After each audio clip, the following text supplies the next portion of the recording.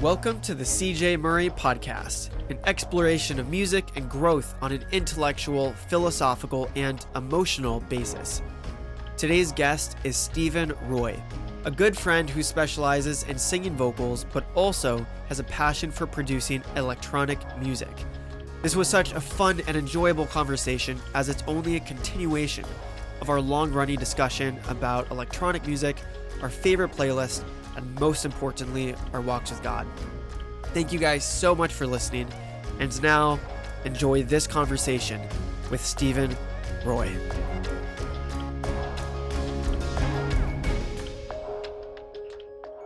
Why do you love electronic music? What piece of your soul does it embody? I've always loved it. Yeah. I remember the first song that I ever was wowed at with its electronic elements it's called Revelation by David Phelps. It was this really interesting album that came out in 2004 when the Gaither vocal band, that group of people started to realize, oh, they're virtual instruments. Oh, and yeah. So David Phelps is just pioneering this, and it's about the rapture, and it's very futuristic, but it's 2004. So Yeah. you have all of these comb filters over everything. Yeah. And I was like, whoa, I loved listening to that song. So it's always been a part of me. It's very energetic. That's the best way that I can describe it. Yeah. There's something otherworldly about it that I love. You can create this sense in your mind that this is not of this world. I like the ethereal nature of it.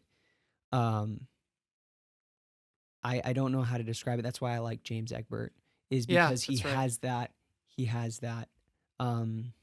So, and it is it's like musical candy in a lot of ways. It's designed to please the ear. So that's part of it. But I think what drew me to it initially was just wow, this is otherworldly. And that, I mean, even from that Revelation song, it was this other world colliding with ours. Mm. So, I don't know. That's kind of the draw. The earliest memory I can have of an electronic song that got me, it was Toby Mac collaborating with some other group. I think it was Capital King's remix on his album Eye on It. It wasn't the song Eye on It. I can't remember the song name. All I know is that the drop was massive. And I remember I got a new pair of headphones for Christmas. I listened to the drop, and I would wait till all my family went downstairs, and then I would go upstairs, put my headphones on, listen to the drop, and I just felt so cool losing it to the drop. Yeah. That moment for me was, how is this possible? Yeah. That you can experience this sensation, this emotion, this, as you described it, this energy to it. Yeah. Yeah. Absolutely. And I remember there are several songs that were like that. Believe it or not, Crazy Frog, what's it called? F or something like that. Is it like the blue? Yeah, the blue Crazy Frog. Yes. I forget what it's called, but the Dum Dum Dee Dum? No, it's the Yeah. That, I forget what, Axel F. That's what it is. Axel F. And I loved that song. The other teams would play that during basketball warm-ups. Really? And I would be like, I don't like the other teams because they're whirling and all this, but I like this song. Secretly. That's so funny. It's so funny. Man. Okay, well, while we're on it, what other electronic songs just get you?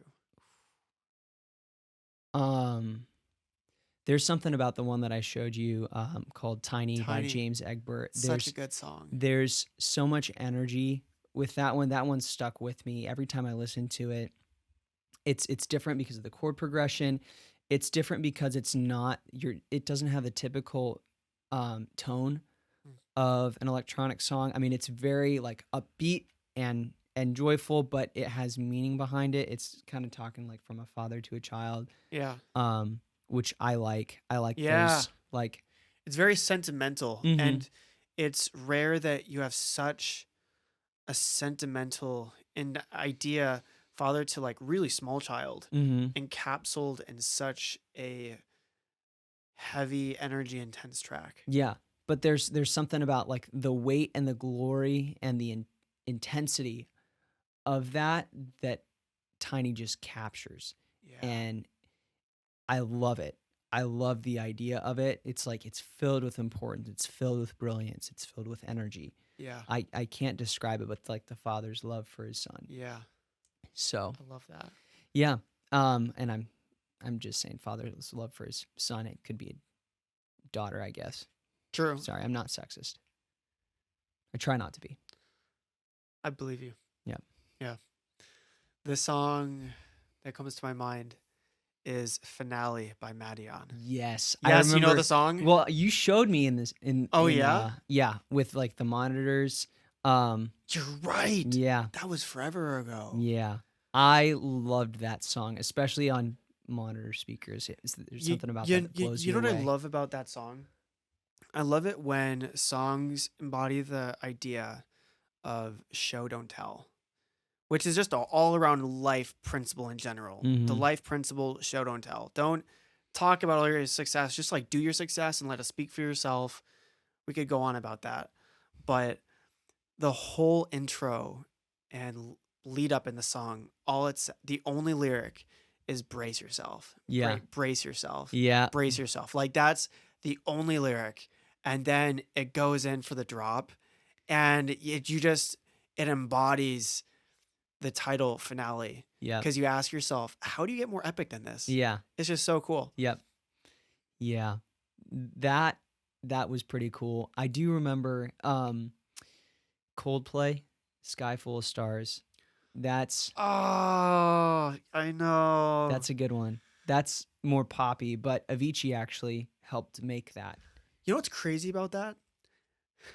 I was trying to write some music a couple weeks ago, and da da da da da da, Yep. and I was making something, and I came across that melody. I'm like, that's You such a like good melody, but I got it from somewhere. Where did I get it from? Where did I get it from? Going through the list of artists in my mind, and then and it was that it song. comes back to that. That's really Oh interesting because yeah, I don't know if I showed you Race of the Comets, like the first piano song that I ever put out. Um, the chord progression, and just everything about it, like I could sing Sky Full of Stars, the melody over it. It had the same chord oh my progression, word. everything. So I realized that I was like, there was something behind that. I mean, it is kind of it's Race of the Comets. It's very Yeah, star like. It's about space. yeah, Um, but I realized I was like, man, this has the same chord progression as Sky yeah, Full of Stars. yeah, But it's got a cool it's got a cool progression and yeah, just to I don't know. I like songs that fill you with the wonder that you had when you were a kid. I think yeah. that's why both of us like Owl City. Yeah, I was gonna bring that up because we really connected over Owl City we were when we met and got to know each other. It's like, yeah, so I've listened to this band, and you're like, you too. Yes. Um, the what's an Owl City song that just like goes deep for you? Um well, while we're on the same topic, Alligator Sky, Yeah. um it's there's something that's like really I mean, it's just it you don't lose your wonder when you listen to that song. I think of um when I think of that song, I think of looking up at the sky and seeing like planes go like Huh.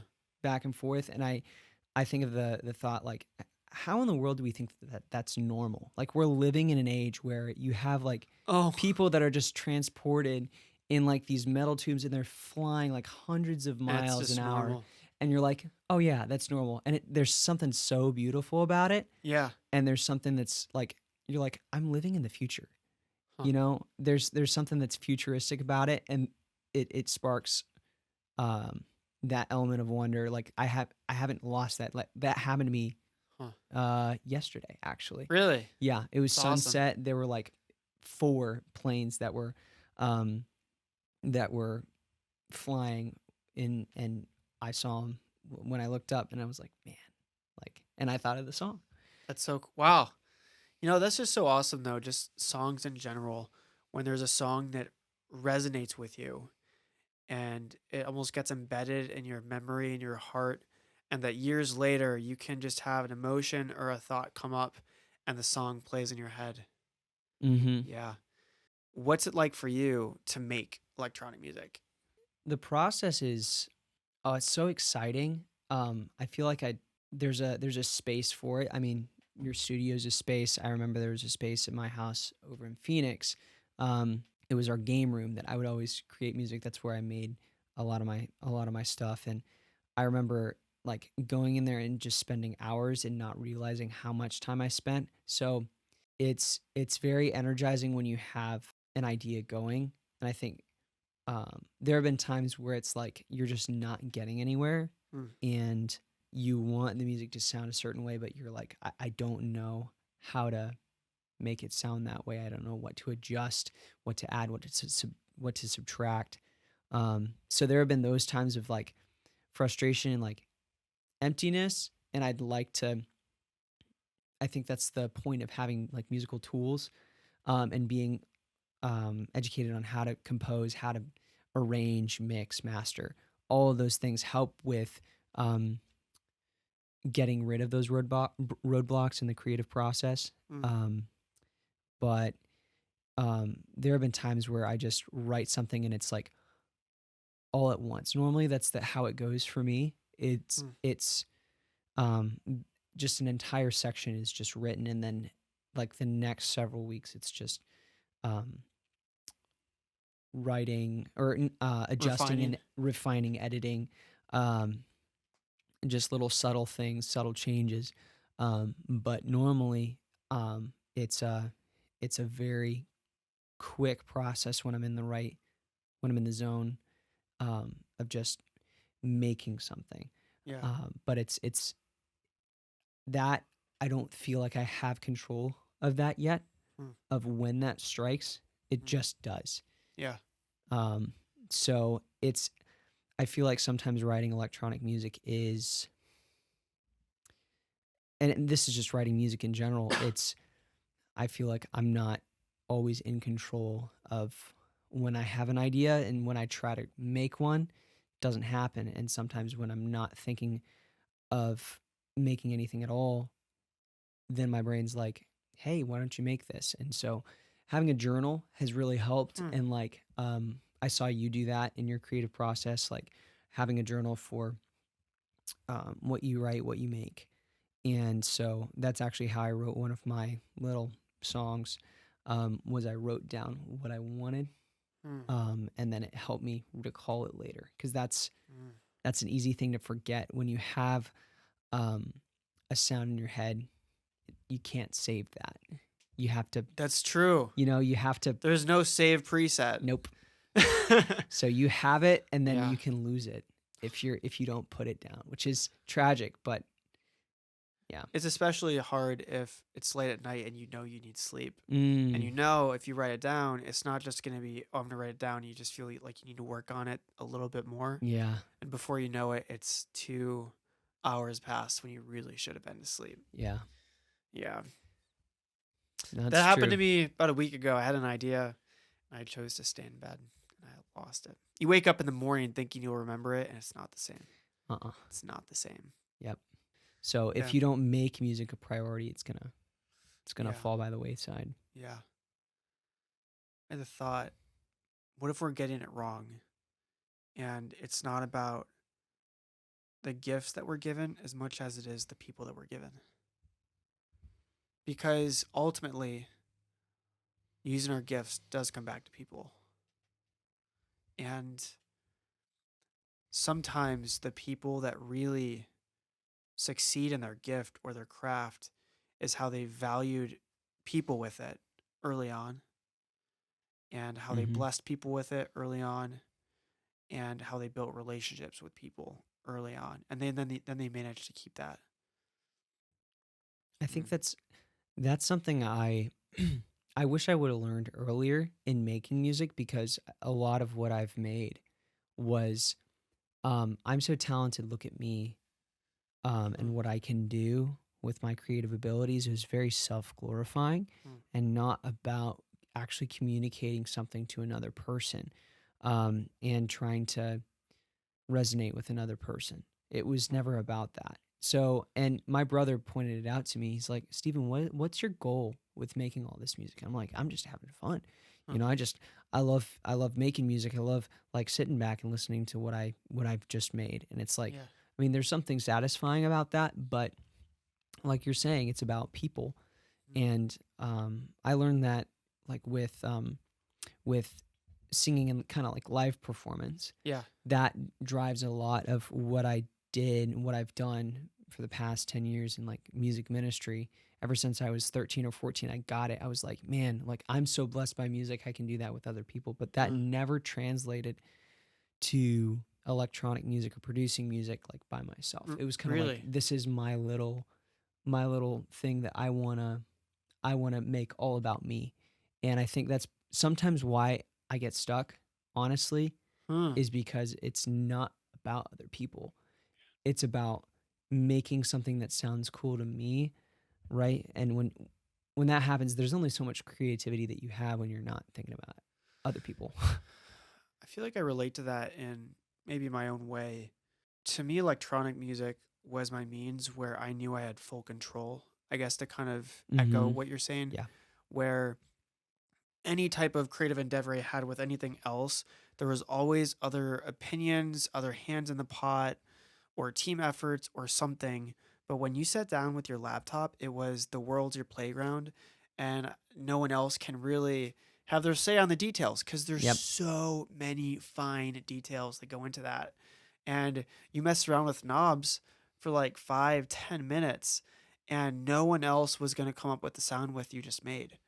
There's so many variations. I mean, just look at it mathematically, like 2 times 2 times 2 times 2, like, okay, this is a 50-50 decision, this is a 50-50 decision. Before you know it, you can't add up, you can never recreate what was just made. Uh-uh. I mean, that goes for any instrument, I guess, but To kind of counter something that you were saying, I don't think when I've listened to the music that you've made, it doesn't seem to be about you. Or mm, and there's a difference between, yes, everything that you're making is within your control, mm, um, and like using that, all of that control that you have to a certain end, right? It's not the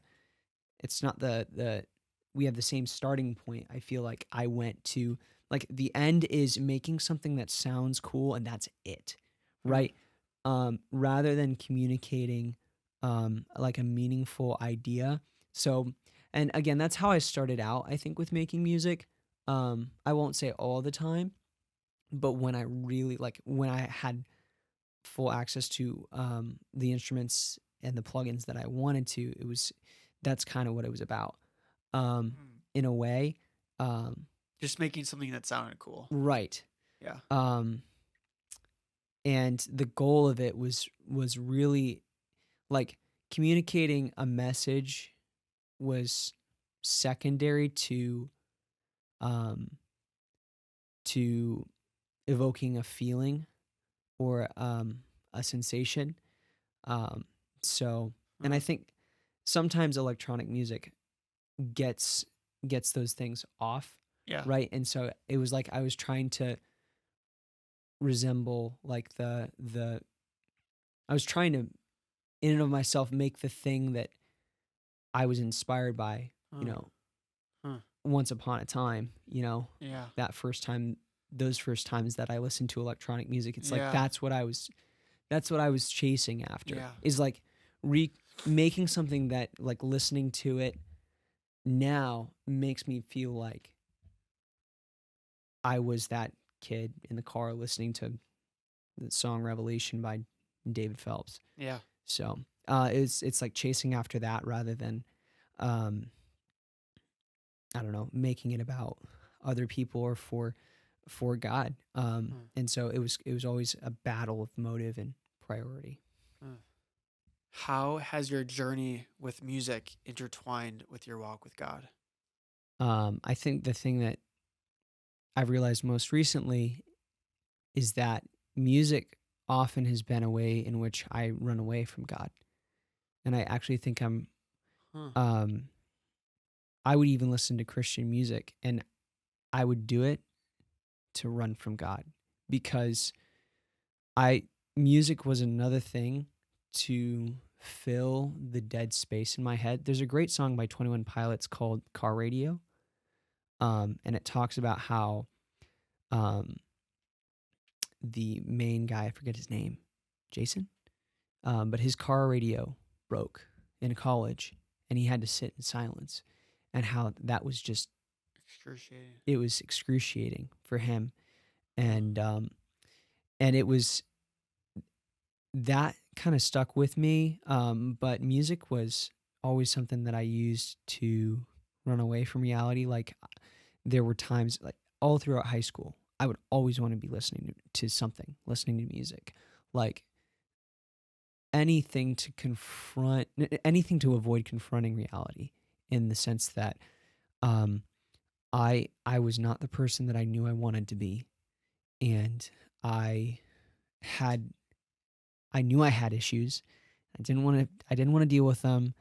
Um, I didn't want to live with the pain of knowing that I was not the person that I knew I ought to be. And so it was just constant running.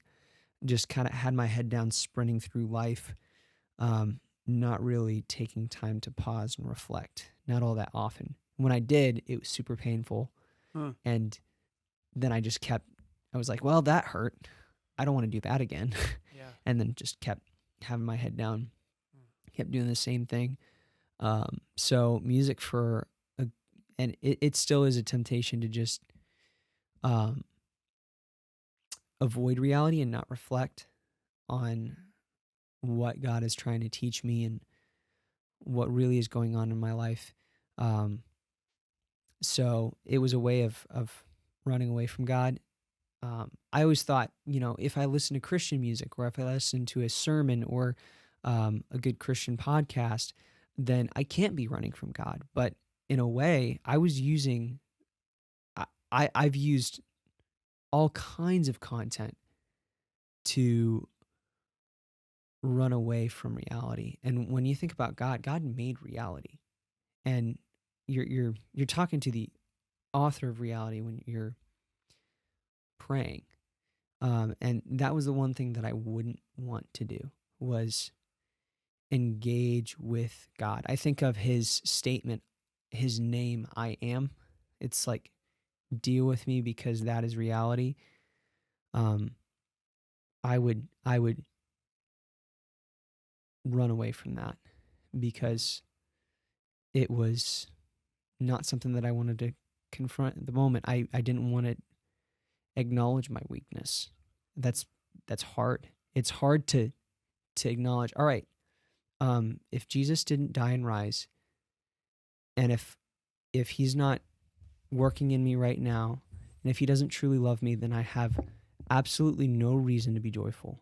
I have no reason to be hopeful. Being that vulnerable, placing yourself at the mercy of God, realizing that you have no control over um, over God, like he doesn't owe you anything, that is a very precarious place to be in. And I didn't want to be there, and I still don't. Hmm. And there are times when I want to run, but God has revealed to me that um, some of the ways in which I do run is by occupying my mind constantly. So, Hmm. music has I've learned that there are bad ways in which I can use that. There are good ways that I can use it. I have yet to see um, what God can do with, like, the good that He can do through me in music. I think He's done a lot of good, but there's still a lot that I think I'm missing when I sing. Mm. And I think I view it too much as a performance, and I want to get to the point where it's like, You're given to worship. yeah, and it's just me and God. Mm. And I try to get to that. It's hard to do, especially in the moment. Mm. Like when you're singing a special, it's really hard to do in the moment. Mm. But I I hope to get to that point where it's like I'm worshiping God and I'm declaring truth to the congregation. Um, Mm. but there's work that can be done there. Mm. So that's kind of how it intertwines in that way. We talked about motive Yeah. behind why I make music, and Yeah. it's honestly a lot of times been for my own self glory Mm. rather than the glory and the importance of God. It Mm. hasn't been to make God look radiant and important and Mm. weighty. It's been done to make me look like this super intelligent, dazzling, creative artist who knows all the nuances of music. And Mm. so that's something that God is he's knocking on the door of my heart about Mm. every time I make music. It's like, who are you doing this for? So, um, yeah, those are the thoughts I have with how music relates to my relationship with God. I wasn't expecting that answer. Wow. There's a lot in there. Mm-hmm. I think some of which I could definitely relate to moments in my life. It's really difficult to take a step back and just be with God. And it's interesting, even in devotions, it's easy to get into this mindset where you sit down because I need to get something out of it. And it's so easy to lose out on the idea of just waiting on God Mm-hmm. and not just speaking to God, but listening, Mm-hmm. just listening, being open minded Yeah. And with the word. honestly waiting, like you're at his mercy. You're at his, like, you're not going anywhere until he speaks, Yeah. until he um communicates something. It's like you're realizing your place. Mm. Um Yeah. yeah, to touch on Yeah. music before I forget. I don't know if you told me about this, but one of the best things that I did, um and that I probably will do again, is fasting from music for like a week and literally just unplugging from Huh. every single audio media source. I'm actually Like thinking, social media, well, TV. yeah, like everything. And like I was actually thinking about giving my headphones to someone else, giving the audio jack to my car to someone else, and just saying, have this for a week, right? Huh. And putting my books away and just having, if I want to do anything with my free time, it's I can read scripture and I can pray. Huh. And that's it. When I've done that, um so many times I've occupied myself in like dead space with like the song that's in my head. Yeah. And when that's no longer there, I can actually pray. And there's Mm. not as much noise that's going on in my mind. I think Mm. sometimes we think, I've thought, I'm like, man, what's wrong with me? Like I can't shut off my thoughts. Well, I don't shut off my thoughts because I don't shut off the intake Yeah. of what I'm consuming all the time. That's part of why there's um, so many issues I think that young adults experience Huh. Yeah. with decision making. Is like there's literally just too much information that we're Yeah. we're taking in. It's too much, and older generations see that. They point that out. They're like, "You're living 8 lives at once. You're trying to, and sometimes less is more That's in that convicting, way." man. Yeah. That's so convicting. So I think of Oh. it like consuming. We consume way too much, and we don't do enough um, processing and output. I think of journaling and prayer, silence, and spending time alone with God.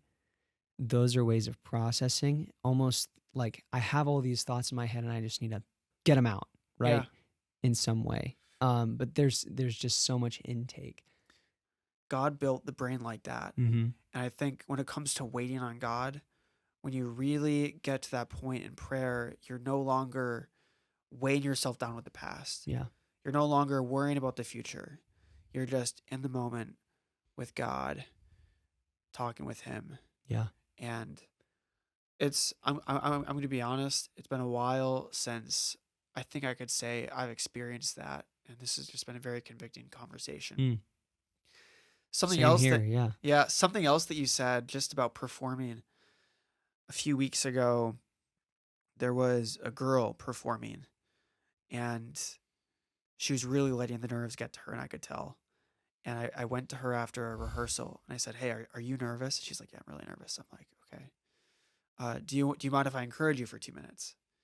She said, "Yeah, sure. I'd love to be encouraged for 2 minutes." And I said, "Okay, let me tell you what I do when I get really nervous on stage. When I get really nervous on stage performing anything, I try and focus my mind on the fact that there is a seat somewhere in the front row that Jesus is sitting in. And in my mind's eye, when he's sitting there, he's just, I mean, just like this. He's relaxed. He's just leaned back, Mm. just chilling. And and when I see him there in my mind's eye, I almost visualize him saying, "Just sing it one more time." Like it could be the performance. Mm. But if I rehearsed 100 times with Jesus right in front of me, when I get to the 101st time, Jesus is still sitting in the same spot. And he wants me to do it just like I practiced all those times, Mm. just for him. And as I worded it to her, I said, "You got to take the word performance and put a big X over it.